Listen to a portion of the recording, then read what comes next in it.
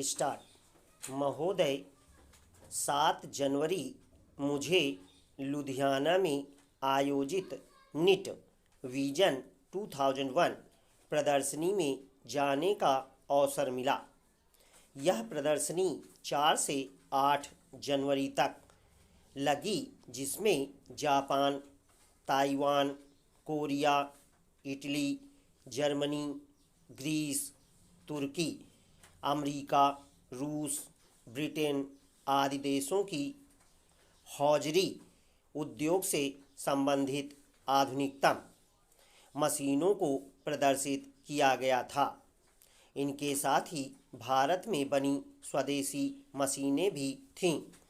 इनमें flat knitting, textile machinery, spinning, weaving, processing, cutting, finishing, overlock, testing, embroidery, dyes and chemicals, yarn spillers, yarn feeder, काज बनाने, button लगाने, packaging, storing, labelling आदि से संबंधित आधुनिकतम व कंप्यूटर चलित मशीनें व उपकरण प्रदर्शित किए गए थे।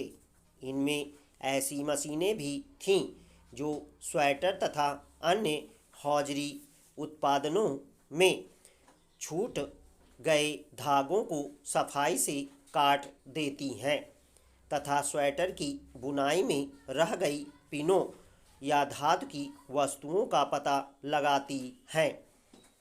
वहाँ एक साथ 8 और 12 किस्म की एम्ब्रॉयडरी करने वाली तथा स्वयं ही काज बनाने वाली मशीनें भी थीं। हमें बताया गया कि इस मौके पर 364 करोड़ रुपए की मशीनों के सौदे हुए। यह देखकर खुशी हुई कि जहां स्वदेश में निर्मित मशीनों का मूल्य विदेशी मशीनों के मुकाबले 25% था, वहीं इनकी कार्यक्षमता तथा विश्वसनीयता विश्व स्तर की ही थी। इन मशीनों में आवश्यकता अनुसार सुधार भी जारी है ताकि इनकी क्वालिटी विश्व के अन्य देशों में विकसित की जा रही मशीनों के ही बराबर हो।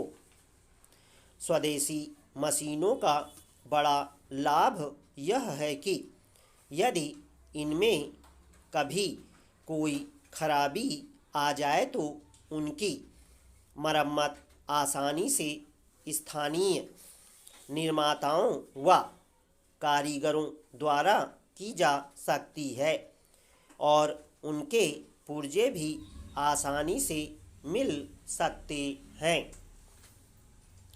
वहाँ हमें 2 भाई राजेंद्र सिंह व सुरेंद्र सिंह मिले, जिन्होंने इंजीनियरिंग में किसी प्रकार का कोई प्रशिक्षण प्राप्त नहीं किया, लेकिन उन्होंने जो मशीन बनाई है वह किसी भी आयातित मशीन के समान कार्यकुशल है। आज देश में विभिन्न औद्योगिक केंद्रों में मशीनों की प्रदर्शनियों की अत्यंत आवश्यकता है ताकि उद्योगपतियों को नई नई काम करने वाली मशीनों, उपकरणों तथा उनके उपयोग की जानकारी प्राप्त हो, जिससे उनका उत्पादन व गुणवत्ता बढ़े तथा उत्पादन लागत घटे। पहले इस प्रकार की प्रदर्शनियां विदेशों में लगा करती थीं। महोदय, बड़े उद्योगपति वहां जाते और इन मशीनों को आयात कर अपनी कारखानों में लगा देते थे। बाद में औद्योगिक विकास को बढ़ाने और विदेश न जा सकने वाले उद्योगपतियों की सुविधा के लिए दिल्ली के प्रगति मैदान में देश विदेश में निर्मित आधुनिकतम मशीनों उपकरणों की प्रदर्शनियां व अंतर्राष्ट्रीय व्यापार मेला आयोजित होने लगा।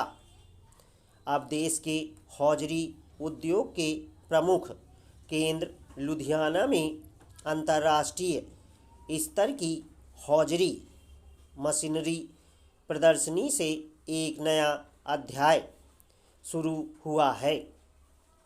इससे यहाँ के मध्यम लघु व लघुतम हौजरी सामान तथा मशीनों के निर्माताओं और बड़ी संख्या में कारीगरों को नई नई मशीनें नई तकनीक देखने व जानने का मौका मिला।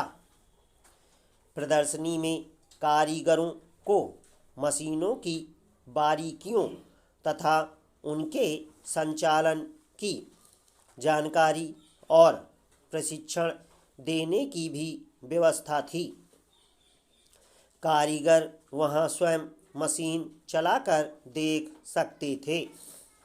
बड़ी संख्या में हौजरी कारीगरों ने इस प्रदर्शनी में रुचि दिखाई तथा नए नए डिजाइनों को बनाने की विधियां सीखीं। स्थानीय हौजरी मशीन निर्माताओं ने भी यह मशीनें व नई टेक्नोलॉजी देखी है, जिसका उपयोग वे अपनी मशीनों में सुधार के लिए कर सकेंगे। लुधियाना का हौजरी उद्योग इस समय गंभीर संकट के दौर से गुजर रहा है। पहले तो ठंड नहीं पड़ी और दूसरी ओर हौजरी निर्माताओं का 6 करोड़ रुपए मूल्य का माल सरकार व सीबीआई ने रेलवे स्टेशन पर रोक रखा है। अदालत द्वारा संबंधित माल को वांछित जुर्माना वसूल कर छोड़ने का आदेश दिए जाने के बाद भी अभी तक माल स्टेशन पर ही पड़ा खराब हो रहा है। मंत्रियों का इस ओर ध्यान नहीं है तथा अधिकारी भी अपनी हट पर अड़े हैं।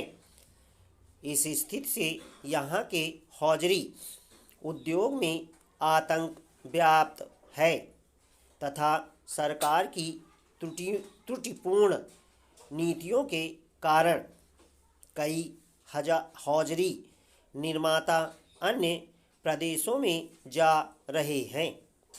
संबंधित अधिकारियों को स्वयं लुधियाना जाकर हौजरी निर्माताओं के साथ बातचीत कर समस्या को हल करना चाहिए।